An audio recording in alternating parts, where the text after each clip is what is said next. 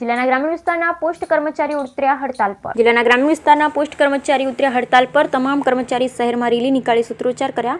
પૂરતો ટાઈમ આપવા છતાં પગાર તેમજ સરકારી લાભ આપવામાં ન આવતા રેલી નીકાળી. અમને પેન્શન, વીમા સહિત અન્ય લાભો આપવા સરકાર માંગ સાથે રેલી યોજી વિરોધ નોંધાવ્યો. અમારી માંગણીઓ સરકાર દ્વારા સ્વીકારવામાં નહીં આવે તો ઉગ્ર આંદોલન કરશે તેવી ચીમકી ઉચ્ચારી. બ્યુરો રિપોર્ટ, બરઠક, કડી.